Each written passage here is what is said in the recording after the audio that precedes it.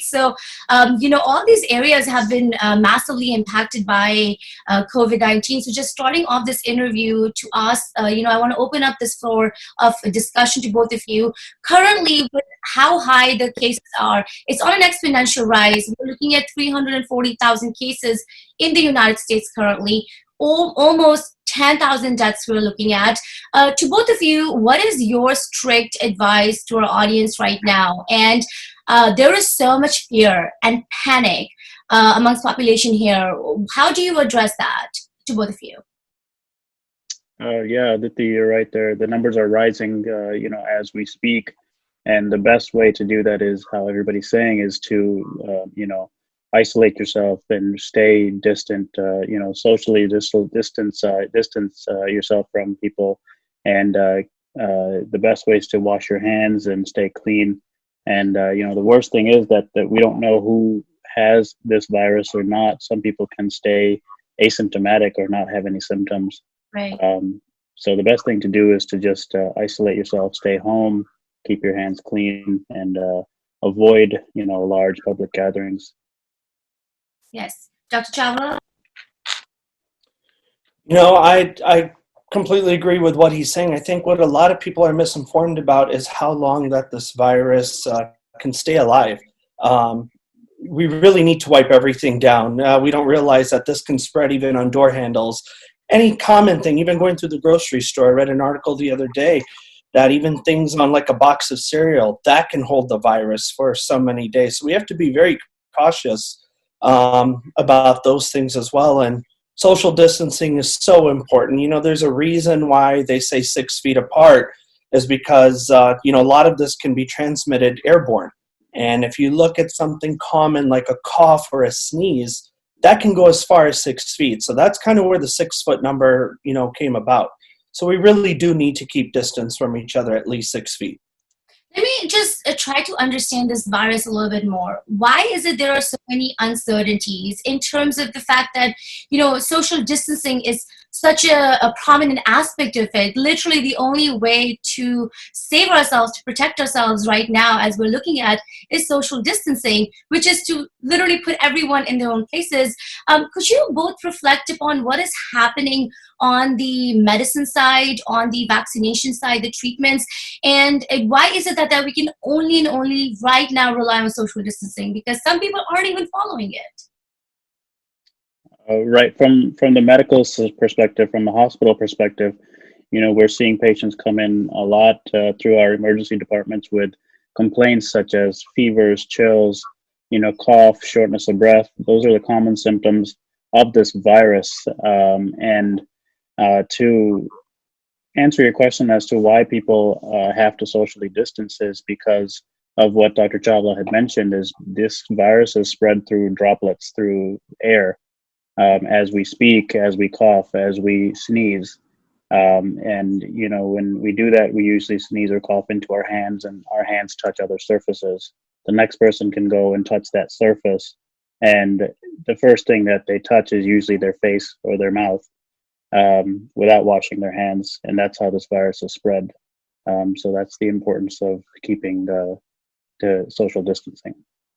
What are some of your uncertainties, Dr. Chawla, in terms of patient care right now? I think a lot of the uncertainties out there is that patients are misinformed. I don't think they realize the severity of this virus. Most of us growing up were very familiar with the common flu. And, we really need to understand the differences between the common flu and COVID-19. There's two actually main factors. The first one we have to understand is that when you get the flu, you feel the symptoms within 1 to 2 days, right. The common flu. When you have COVID-19, it could take up to 14 days before you start to see symptoms. So that's why it's so important to keep distance. People feel that, hey, because I'm asymptomatic, I'm not feeling anything, I don't have the fever, I don't feel sick, that I can just go out and it's not going to spread to anybody else. So I think there's a lot of misinformation. And as much as the media's really hitting hard on that, it just seems like people don't want to listen. And so that's very important as well. The second factor is we have to look at is how contagious is this? And that's something that the CDC has spoke about.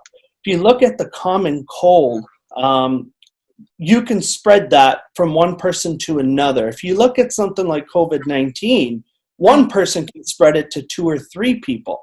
So exponentially, it could be spread a lot further. So I think it's really hitting hard that, humanity's just not listening right now, that, hey, you guys really need to bunker down. This is the only way that this virus is going to go away. That's so well spoken. And for all our audience that is watching us on IT Gold right now, we are doing this via the Zoom app because our studio has had to go makeshift. We're all now working remotely, even in New York City, because we are the epicenter. So, to the both of you, up until now, we were actually filming from our studios, but we were doing minimal hours. And last week, we got a word in from our administration that we all have to go remote. And it's taken a toll on all of us, but we understand it is just simply not safe. Could you both describe to us all of, the facts you keep on hearing from, fellow physicians and doctors and other healthcare workers that are on the front line? And both of you are also on the front line. I would like to discuss what's actually happening with these cases. People are saying it's a war zone in the ER. It's also a war zone in normal clinics. Could you both reflect onto what's happening? Sure, yeah. A lot of patients are, as I mentioned, coming in with the complaints of fevers, chills, and, they get admitted to the hospital if they look sick enough, if their vitals are not stable or anything like this. And then to get the testing, it's taking us, a little while to get the results back. I know that they're working on a faster rapid result test coming soon. Me personally, working in a smaller hospital in Pittsburgh, Pennsylvania, we have enough PPE, which is personal protective equipment, that is lasting us for now. But I think the COVID-19 hasn't hit our part of the state as bad as other parts, such as Eastern Pennsylvania, like Philadelphia or New York. But I think that it's getting worse. I know so far the numbers in my hospital have been rising over the past few days. We have approximately like 20 COVID-19 suspected patients. Out of that, I think there's 9 or 10 of them that are in the ICU and on ventilators. So the numbers are rising, and I think soon our personal protective equipment will start to run out. But so far right now, we're doing okay. On a scale of 1 to 10, by next week, do you think you'll run out if you don't have enough support coming in for donations or just PPE in general? I think it's a little early to say right now, but I know that the numbers are going up, so I would be concerned. I know our hospital has made it mandatory that all medical personnel wear a mask at least when they're going to see all their other patients who are COVID-19 negative. Because I am in contact with COVID-19 patients, I don't want to spread it to anyone else that's in the hospital as well. That's so true. Dr. Chawla, your take on PPE. There's such a huge debate on the lack of PPE. We actually had both the governor of New Jersey and the Brooklyn Borough president here in New York state the great need of PPE. One of them was actually on the road while they were going live with us on ITV Gold, donating PPE to hospitals and facilities. Dr. Chawla, your take on that? My whole take on it is that a lot of people feel that they need very, very fancy equipment when they're sitting at home or even going to a grocery store. My advice is when it comes to really those advanced PPEs, leave that for those that are working the front line in the hospitals, those nurses, those doctors that are working one-on-one with these infected patients. Leave it to them. I know I was reading a few articles. If you're going to go to a grocery store, even if you're going outside in general, even if you're able to wear some sort of cloth over your face, that's great. Once again, understanding how the virus works, it's transmitted airborne. You don't necessarily have to have, the N95 mask, and you don't have to, walk out like you're about to do surgery, for the common person. Leave those for, the frontliners. With me personally, I almost consider myself secondary essential. I consider Dr. Singh more primary. And the fact that, yes, I'm still open, I still see patients as a chiropractor, but I have to take those precautions on as well. So I will definitely wear protective equipment when I'm working on patients. One of the things that I've done for my patients is they now all have access to my cell phone number. So when they arrive to the office, before entering, they will text me telling me that they are here. And at that point, we let them in, we treat them accordingly. When they leave, we disinfect the entire office once again before we have a second patient in. So as far as PPEs are concerned, the more advanced ones, I ask people, please leave it for those that truly need it on the front lines of this battle right now. And just on that, Dr. Singh, I would love for you to make an appeal out. We've had doctors literally ask people to, donate PPE for everyone to, again, raise awareness, just like Dr. Chawla did. I would love for you to give an appeal out to the audience because, you are there in the front line and you're saying that we need these PPEs. These are very, very important from patient to patient. You can be re-wearing them. Yeah, absolutely. It's very important that, we all in the hospital have personal protective equipment so we can care for the patients who actually, need proper care. I agree with Dr. Chawla's statement saying that most of the, higher technology PPE should remain in the hospital. And, any type of donation would be amazing for not just my hospital, but all hospitals throughout the nation. At this time, we need everybody to come together and make an effort to help everyone else. I want to reflect a little bit more here on patient care. This entire scenario of COVID in the last 2 months has completely changed how healthcare system is running, how patients are being taken care of, who gets taken care of. I would like for you to comment on the impact of COVID in just normal patient taking care. Your normal patients, your stroke patients, your heart patients, just your normal patients that you have in your chiropractic service as well. And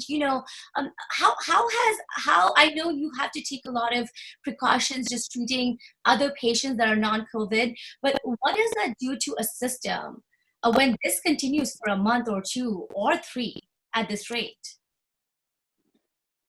Yeah, I mean, it puts an impact on the entire hospital system as a whole because it's limiting all our resources. All our elective procedures have been declining as a whole. Elective surgeries, elective colonoscopies, or even screening procedures such as outpatient exams, mammograms, all these things for women.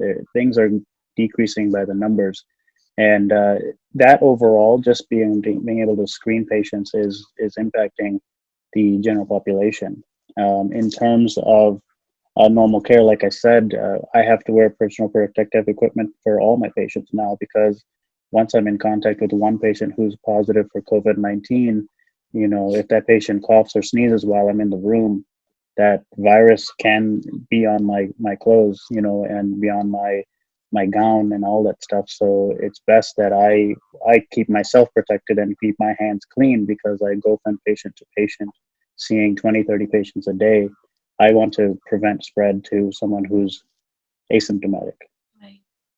Yeah, it all comes, we talk about awareness. Once again, it's patient awareness. Following guidelines of the CDC, the media is actually doing a great job as far as what to do, even though you're, asymptomatic, social distancing, so on and so forth.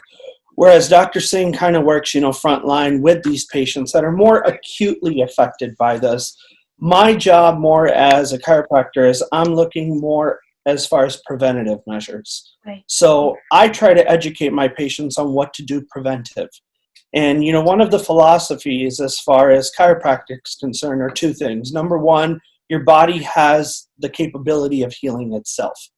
It can only heal itself, though, if it's running at optimal, health speed.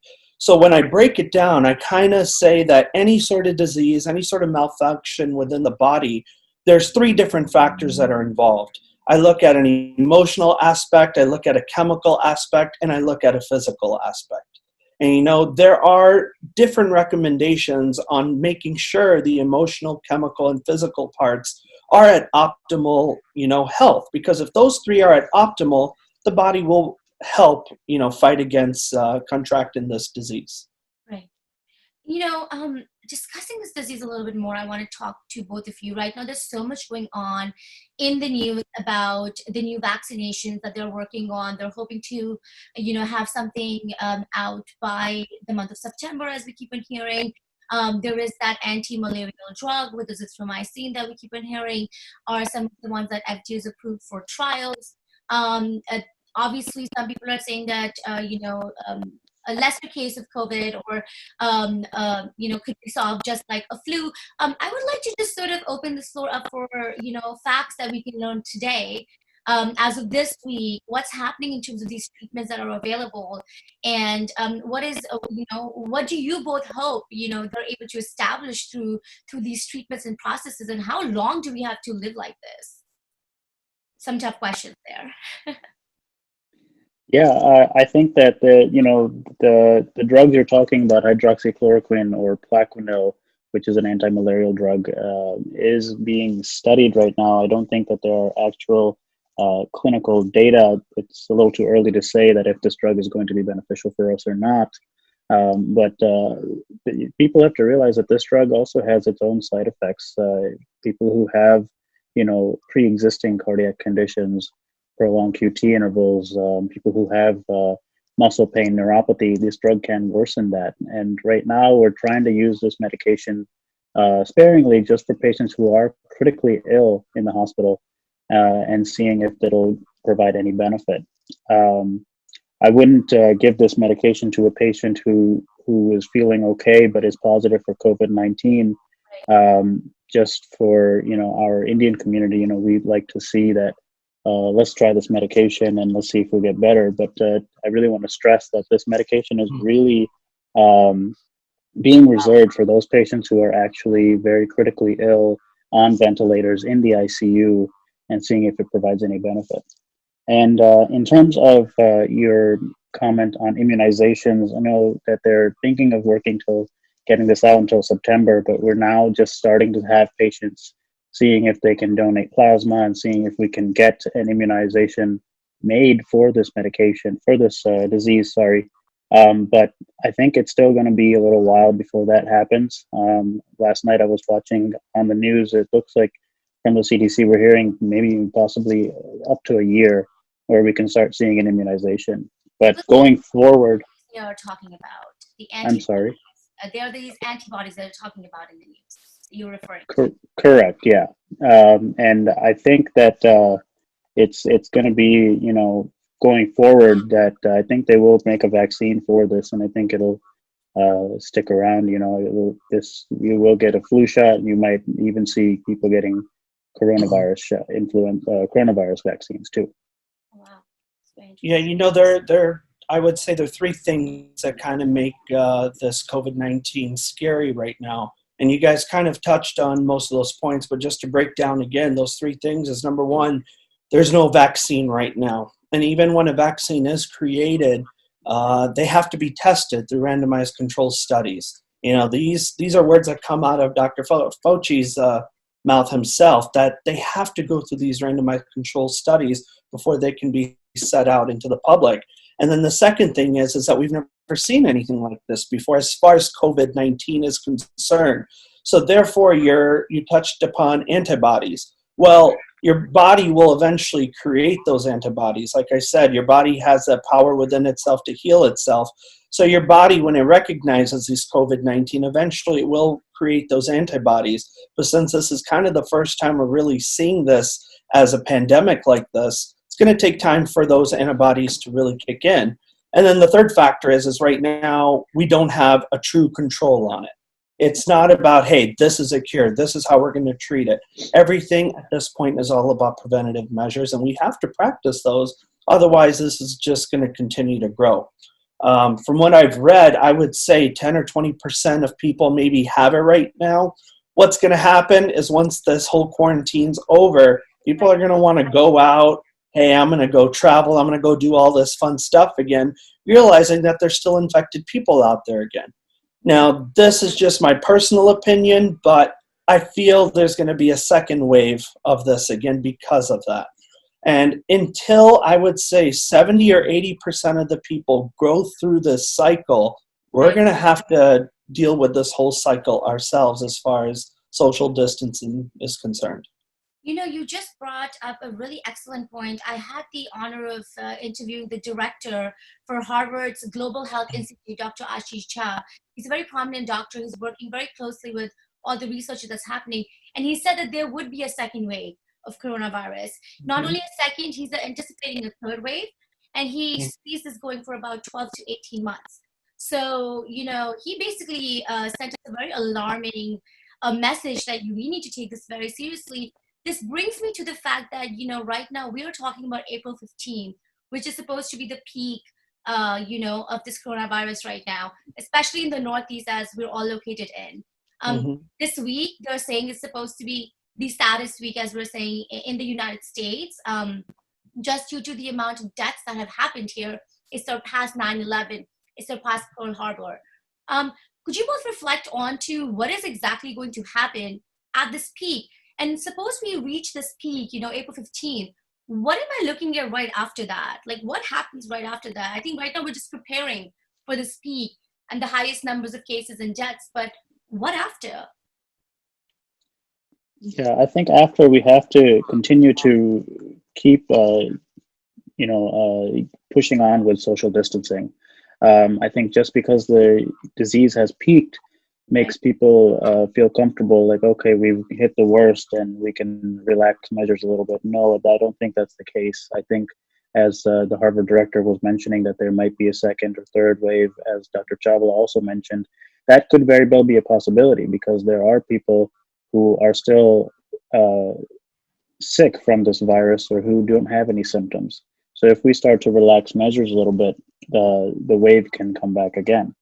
I think moving forward, I think once we have seen that incidents of diseases are decreasing and deaths are going down. I know in New York yesterday there was a decline in number of deaths as of the last week.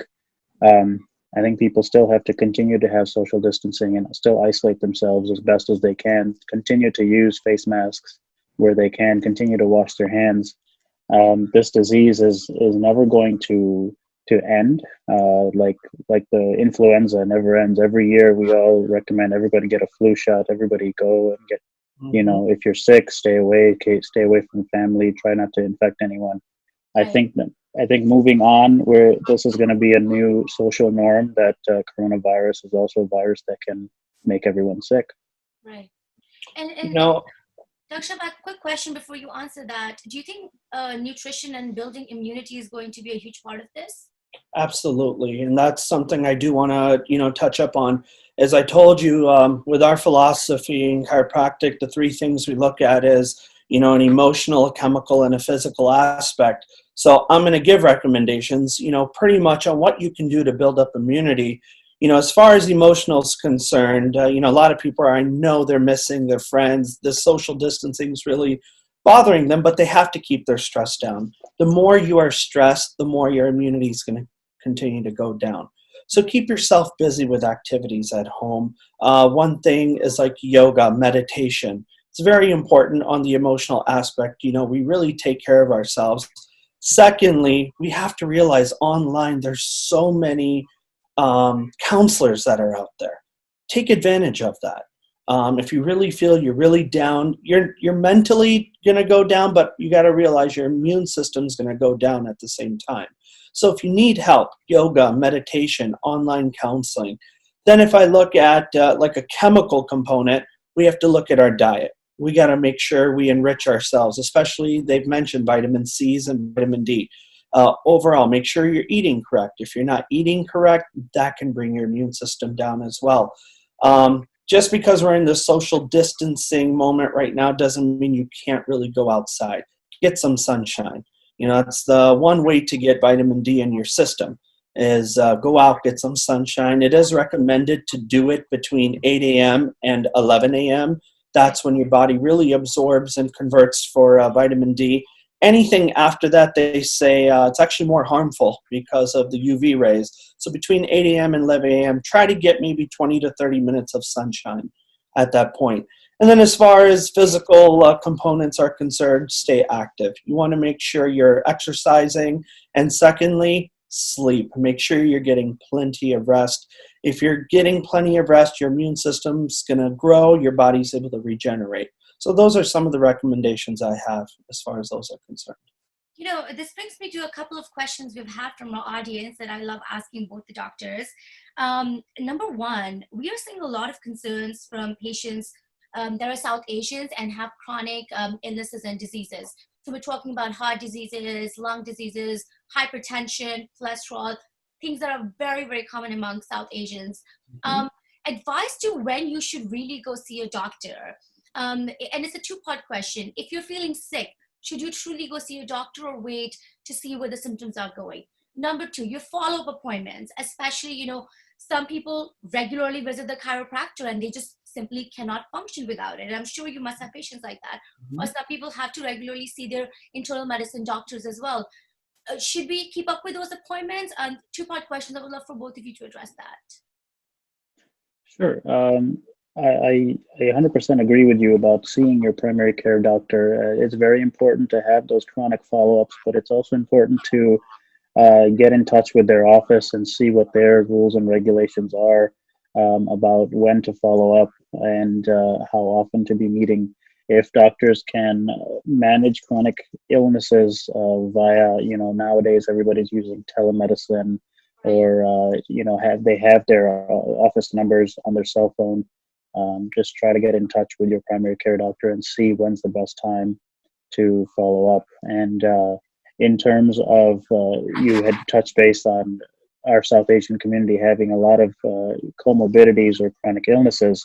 We know that the patients who are most susceptible to getting sick are the ones who do have chronic illnesses such as high blood pressure, coronary artery disease, diabetes, high cholesterol, things like this, lung diseases especially.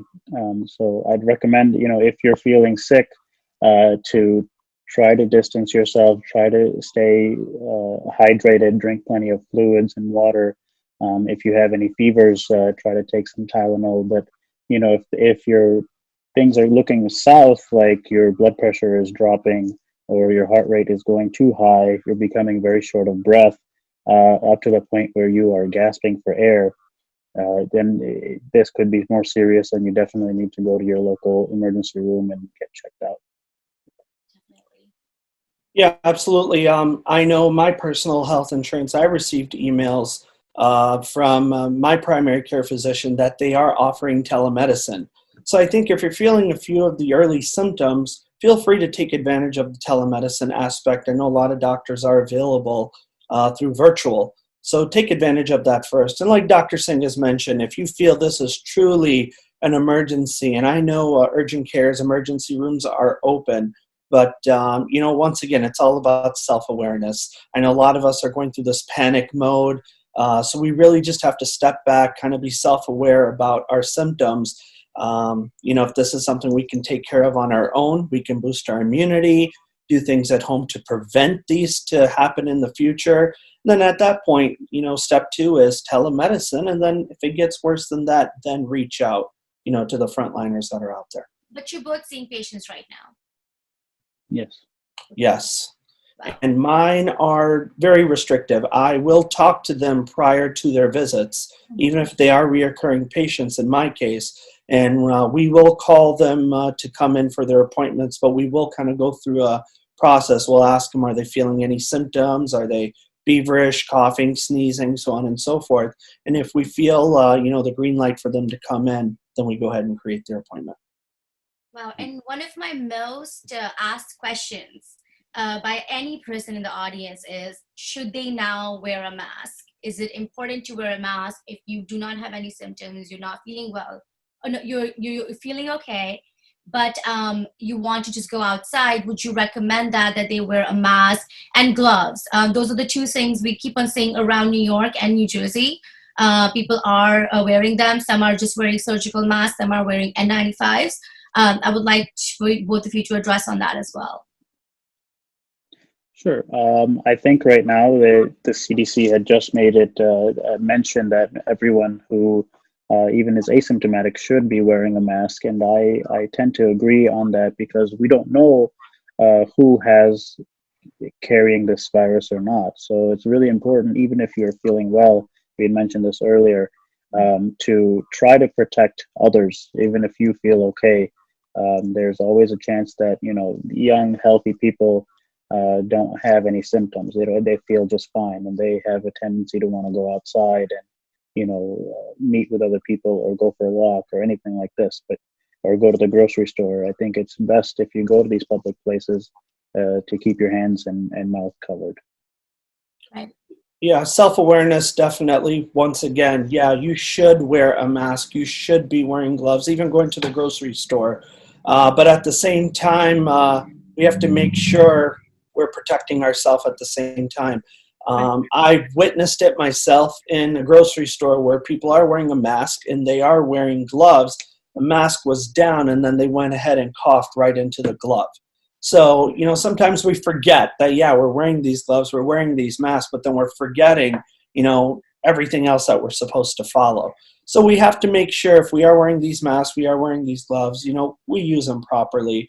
I also read another article that for those that are grocery shopping, that the virus can now even live in a fridge for up to 4 weeks.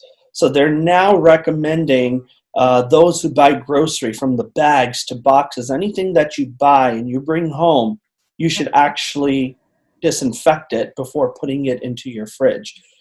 They were saying that the fridge is actually prime environment for this virus. So you want to make sure anything that you bring, you want to make sure you wash it, disinfect it, and that simply means just taking some warm water, mix it around, and make sure you wash everything down prior to putting it into your refrigerator.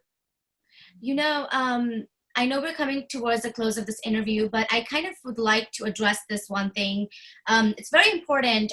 There's a lot that has been coming from the medical community, physician, doctors, healthcare workers, and there is a call on the administration for more protection, more PPE, better resources, more ventilators, beds, spaces.